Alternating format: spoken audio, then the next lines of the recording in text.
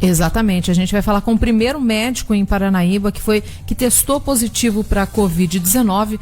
O nome dele é o Dr. Paulo Castellani, ele é médico cardiologista. Você que está acompanhando a nossa transmissão aí no Facebook, está podendo ver uma foto dele, inclusive com máscara, né, com todos os EPIs necessários. E o Dr. Paulo vai falar para a gente, primeiro, como que foi esse diagnóstico, né, e também o tratamento da doença. Bom dia, doutor. Bom dia, Thalita, bom dia a todos os ouvintes da Rádio Cultura aí, é um prazer aí em estar falando com vocês e poder dividir um pouquinho da experiência que tive aí com a Covid-19 aí, tá? Doutor Paulo, primeiro eu queria saber, atualmente, qual que é o seu estado? Você ainda está em tratamento, ainda já teve alta, como que está a sua situação? Sim, não, o meu estado hoje clínico é satisfatório, estável, estou curado da doença, né?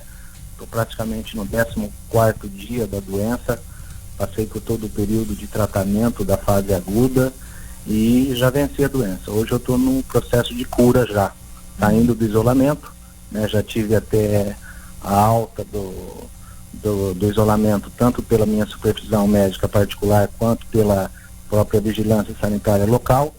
Mas por uma questão até de segurança ainda, de família mesmo, coisa pessoal própria minha, amanhã estarei saindo do isolamento que eu mesmo decidi fazer.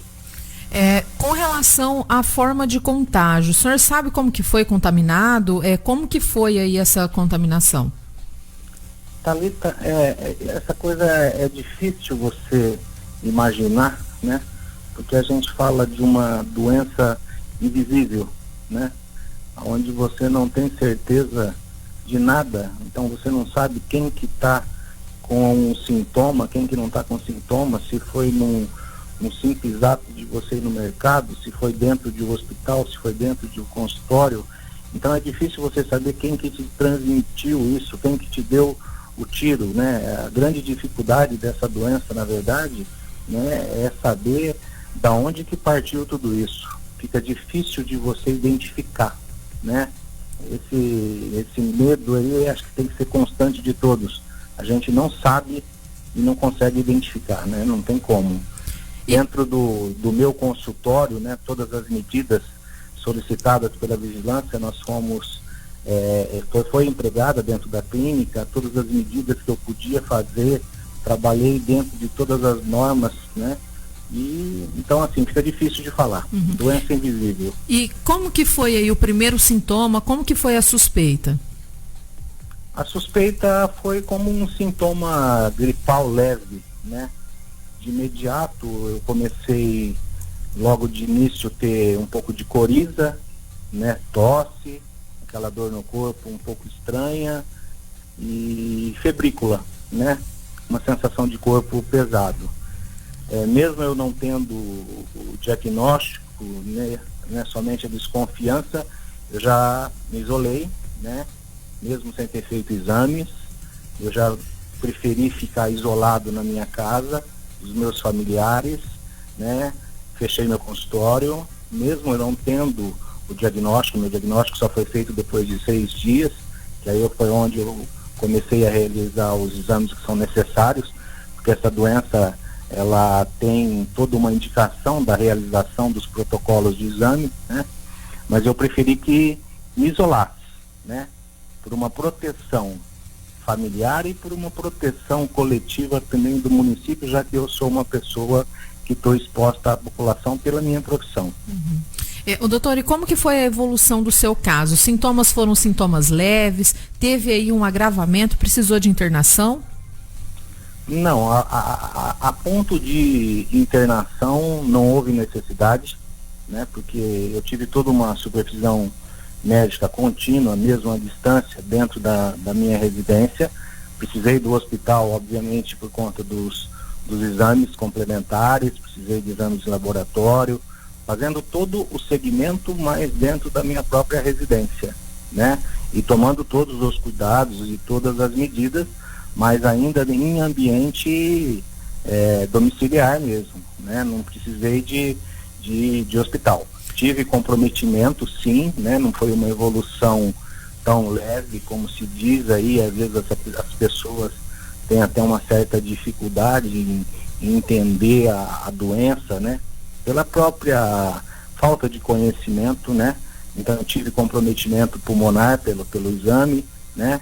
Então assim, foi aquela evolução arrastada, uma evolução de praticamente de 6 a 7 dias de sintomas, né? Sintomas sistêmicos, aquele corpo cansado, aquele corpo pesado. Chegou a perder o paladar, doutor?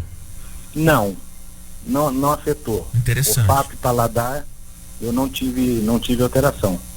Por mais sintomas sistêmicos aí mesmo, de febrícula toda noite, sensação de taquicardia, sensação que o teu corpo está passando por um processo inflamatório, né? É uma sensação diferente. E acho importante a gente perguntar também a questão de doença pré-existente. Tem aí, o senhor tem alguma doença pré-existente? Não tenho nenhuma doença pré-existente, né? Não tinha porquê de nenhuma doença pré-existente. Minha idade, né? Eu tenho 48 anos, né? Estou indo para 49 anos, então eu estava naquela faixa de idade aí de mudança só, era a única coisa. Agora, com relação à medicação, né? Como médico, acredito que o senhor deva ter aí alguma linha que seja defendida, mas a medicação que o senhor tomou, qual foi? Então, dentro da própria doença aí, né? Como a gente sabe que é uma doença que não tem manual, né? É uma doença de pouco conhecimento, com muitos estudos e poucos resultados a longo prazo, né? Então fica essa dúvida do que se usa, do que não se usa, das incertezas, né? E eu procurei seguir a conduta que eu achei por bem própria minha, mas respeitando a supervisão médica que eu tinha, né? A supervisão médica tanto à distância, a supervisão médica tanto local da cidade, do próprio município, né? Então, assim, o que eu usei de medicamento, né? Basicamente, em termos de palavras médicas aí, de nomes científicos, eu usei vermectina, que vem sendo muito dito, é aquele medicamento para verme, né? Eu usei o corticoide, né? Que é o Decadron, que tem sido muito usado nesses casos aí. Usei a vitamina D também, usei zinco, né? Usei vitamina C, né? E sintomáticos de uma maneira geral. E não cheguei a fazer uso da cloroquina, né? Por uma questão de pensamento próprio meu mesmo, de conhecimento, né? E pela supervisão médica e orientação médica que eu decidi seguir. Eu não usei cloroquina. Tá, doutor, eu acredito que mesmo sendo médico, né, quando a gente recebe um diagnóstico aí de uma doença que a gente vê tantas pessoas morrendo, chegou a passar isso pela sua cabeça, o medo de morrer? Sim. Tive medo, né? Assim, sou humano, sou ser humano, e carrego medo, como todos nós temos que carregar um pouco de medo, porque se a gente não tiver um pouco do medo também, a gente não toma as medidas que são necessárias aí, né? Mas eu consegui superar o meu medo graças a uma fé muito grande, buscando Deus, né? Nesse momento que eu permaneci isolado dentro do meu quarto, né? Que são praticamente 14 dias hoje aqui dentro, né? Eu me vi sozinho e amputado, porque com todos os diplomas, cursos, né, títulos que eu tenho, eu não pude usar nenhum deles, né? Deus me colocou dentro de uma sala, pegou meus diplomas e falou assim, ó, coloca no saco aí, cara, agora não é seu, né? Eu tô te dando um termômetro e tô te dando um oxímetro de pulso. O oxímetro é aquele aparelhinho que a gente fica vendo como que tá a oxigenação, como que tá a frequência cardíaca. Então isso foi a minha arma, né? E então, assim, o medo passava, você olhava para aquilo, você tinha vontade de não pegar o termômetro, você não tinha coragem, às vezes, de colocar o dedo naquele aparelhinho. E na minha vida toda, né, de formação, eu sou uma pessoa que vivo lidando com pessoas graves, de urgência, risco de morte iminente. Então, às vezes, você fica assim com medo e você pensa que às vezes você vai fazer parte daquela estatística que infelizmente a mídia traz, né? Você olha aquilo e fala, meu Deus, será que eu vou fazer parte desse número, né? Mas Deus foi maior, foi lindo na minha vida e e eu consegui atingir a cura. Ô, doutor, qual foi a reação da família? Como deve ser uma notícia muito impactante, né, para quem está próximo. Como que foi essa reação e como que a família se comportou aí nesses 14 dias? Olha, Leonardo, a família, eu acho que foi a coisa mais importante que eu tive, né, dentro desse processo de recuperação. Minha família foi linda, cara. Minha família foi espetacular. Minha família foi brilhante, né? Coisas maravilhosas aconteceram dentro do ambiente aqui da minha casa junto com a minha família. Eu acho que a superação de todo esse processo, né, foi graças a todos eles, cada um com a sua maneira especial de ser. Eu tenho 3 filhos, né, uma esposa maravilhosa, e a família é a base de tudo para a vida da gente. E isso eu pude viver nesses dias intensamente, né, os cuidados, a aceitação, o medo, né, o pensamento positivo de cada um, a vibração positiva de cada um para você. Então, assim, família para mim foi tudo nesse momento.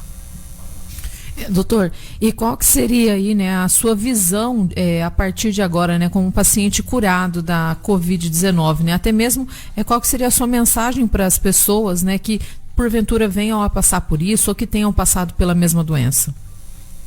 O que eu espero, assim, né, e peço para Deus aí, né, que dê a mesma sabedoria, a mesma força que eu tive, né, para que eles possam se recuperar, para que eles possam fazer o isolamento, né, que recebam alimentação, porque um dos grandes problemas que a gente tem hoje, né, é a dificuldade da pessoa em poder permanecer isolada pelas dificuldades financeiras, pela situação do país mesmo aí, né?